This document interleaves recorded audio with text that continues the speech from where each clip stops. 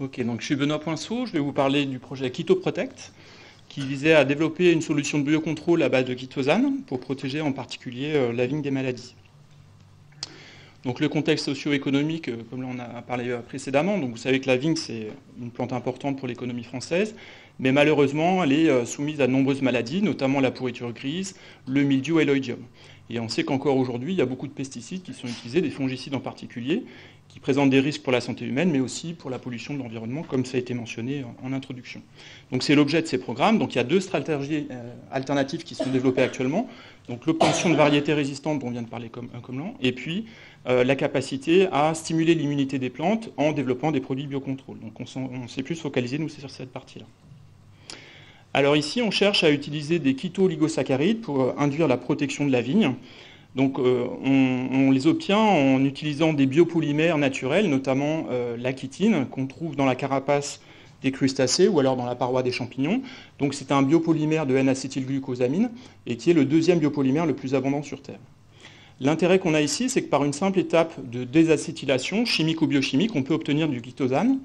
Et ce chitosane est intéressant parce que c'est une molécule qui est homologuée, entre guillemets, en tant que substance de base au niveau européen. Et elle a fait l'objet de nombreux articles scientifiques, il y en a plus de 400 qui citent que le chitosane peut protéger les plantes et peut finalement éliciter les réactions de défense des plantes, au moins dans des conditions de laboratoire. D'ailleurs, un premier produit à base de chitosane a été homologué, un produit de biocontrôle, qui mélangeait finalement des dérivés des chito-oligosaccharides et des oligogalacturonates, donc des fragments de parois végétales. Donc c'est un produit qui est maintenant commercialisé sous le terme de blason notamment. Néanmoins, on s'est rendu compte qu'en conditions réelles, au champ, il y avait une efficacité qui était variable et que pour d'autres chitosans, il y avait aussi finalement une grande variabilité qui avait été observée. Donc la première question qu'on s'est posée dans ce cadre-là, c'est de savoir pourquoi il y avait une variabilité au champ en particulier des protections qui étaient induites par le chitosan ou les dérivés de chitosan. Et donc la question qui était sous-entendue, c'est est-ce que tous les chitosans ont les mêmes activités biologiques? Et finalement, on les met au pluriel parce que quand on regarde la littérature, on peut citer des activités biocides ou des activités élicitrices, ou les deux. Et donc c'est ce qu'on a cherché à étudier dans ce projet-là. Donc en particulier avec Benoît Darblat de la société Ilicitil, ils ont pu nous générer toute une collection de chitosane. Donc ici on a un degré de désacétylation très élevé, donc on a quasiment du chitosane pur. Mais vous voyez qu'ici on a joué sur la longueur de ce biopolymère, donc on a des chaînes courtes avec un degré de polymérisation 12, le DP12, jusqu'à des chaînes très longues, DP470, et on a tous les intermédiaires. Donc nos collègues, également Véronique Coma du LCPO, ont caractérisé tous ces biopolymères, donc on a fait 2 publications associées à ça, et ensuite on a pu les utiliser pour les tester au niveau biologique. Alors du coup, je ne sais pas si la vidéo passe ou pas, donc je vous avais prévu une petite vidéo, mais je crois qu'on a un problème, elle ne passe pas. Donc ce que vous voyez à gauche, j'essaye quand même pour voir, ouais, non, a priori non. Donc ce que vous voyez à gauche, en fait, c'est une feuille de vigne avec la fluorescence rouge de la chlorophylle, et en vert, en fait, ce sont les zoospores de mildiou, qui nagent normalement et qui vont aller chercher les stomates pour commencer leur cycle infectieux. Et donc on est capable de voir si des biomolécules sont capables d'inhiber cette mobilité. Et c'est ce qu'on a fait ici avec les différents chitosans. Et vous pouvez observer qu'à des très faibles concentrations, tous les chitosans qui ont été générés sont capables de bloquer cette mobilité du mildiou et qui l'empêche finalement d'aller pouvoir rentrer dans les stomates par la suite. Ensuite, on a regardé sur un autre pathogène, donc Botrytis cinerea, l'agent de la pourriture grise. Et ici, on a mesuré l'inhibition de croissance in vitro du mycélium. Et on voit là encore que les différents chitosans qui ont été générés sont capables d'inhiber à 90 ou 95% la croissance du champignon. Donc on peut conclure de ces deux expériences qu'il y a une forte activité biocide finalement avec tous les chitosans testés qui a été identifié en laboratoire.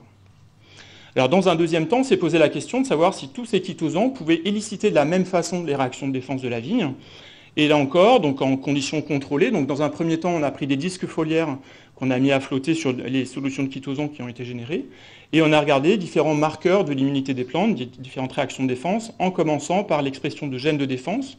Donc là, c'est l'expression du gène de la stilbène-synthase, et vous voyez que celui qui induit le plus fortement l'expression de ce gène-là, c'est le DP12, donc le plus petit chitosane qui a été généré, alors que plus on monte dans la taille de ce biopolymère, plus au contraire l'activité élicitrice est plus faible, on a une moins forte élicitation de ce gène de défense. Donc ça c'est un gène, on a regardé les métabolites par la suite en collaboration avec l'INRA de Colmar, et on a dosé les phytoalexines, donc notamment le resveratrol et les viniférines.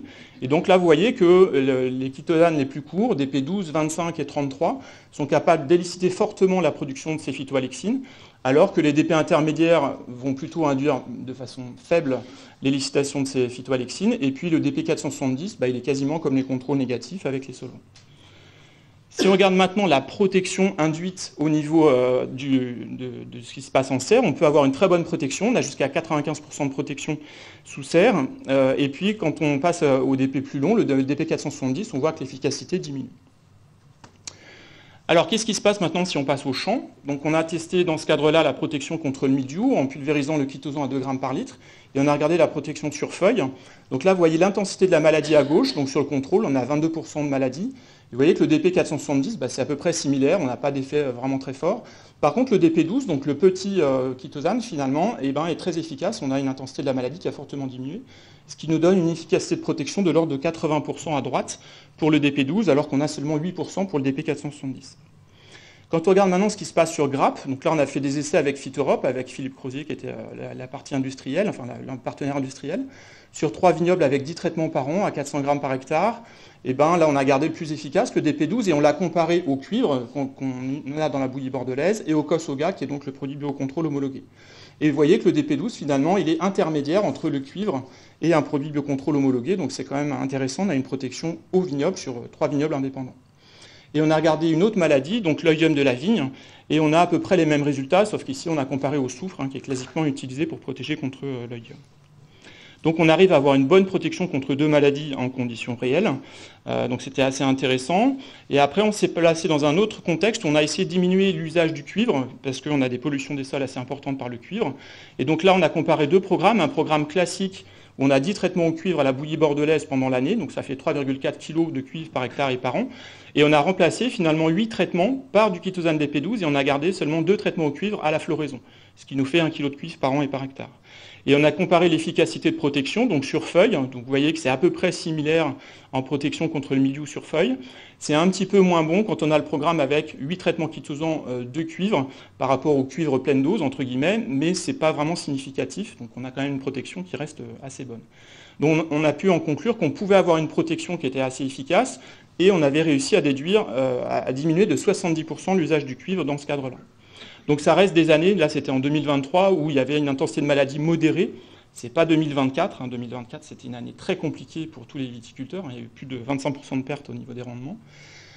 Donc si on doit résumer un petit peu tous ces résultats-là, alors par la suite, donc on a une molécule qui est intéressante, le chitosan DP12, et l'industriel a voulu voir un peu comment on pouvait le valoriser, comment on pouvait le commercialiser. Donc on arrive à des contraintes réglementaires et économiques. Et vous voyez que si on veut finalement faire un produit de biocontrôle, on doit passer dans les homologations de substances actives. C'est estimé à environ 4 millions d'euros par l'industriel et environ 10 ans de procédure au niveau européen pour l'homologation. Donc c'était très long pour des projets qui durent 3 ans. Néanmoins, je vous ai dit que le chitosan au début, il est aussi reconnu comme substance de base. L'inconvénient de ces substances de base, c'est qu'on ne peut pas les formuler, on ne peut pas rajouter d'adjuvants. Donc pour faire des produits commerciaux, ça peut avoir des contraintes. Et puis, en plus, le chitosan qui est homologué au niveau européen, pour la protection des plantes, il doit avoir une masse moléculaire entre 47 000 et 65 000. Et nous, notre chitosan DP12, il a une masse moléculaire inférieure à 10 000 Dalton, donc on ne peut pas rentrer dans cette homologation-là. Alors, il faut savoir aussi que si on veut faire un avenant à cette homologation, pour la faire évoluer, l'entreprise a estimé que c'était à peu près 260 000 euros et 2 à 3 ans pour avoir une homologation dans le cadre des substances de base. Mais il existe aussi une autre homologation pour le chitosan d'origine fongique. Donc en fait, il y a 2 homologations en substances de base qui existent, le chitosan d'origine crustacée et le chitosan d'origine fongique. Et donc l'industriel a pu avoir la source de chitosan d'origine fongique, et on l'a testé en laboratoire sous serre, donc on avait une bonne protection. Et par la suite, ils ont développé des spécialités à base de ce chitosan qui étaient justement dans l'homologation chitosan d'origine fongique. Et ils ont fait des essais au champ, donc en viticulture, mais aussi en arboriculture et en grande culture.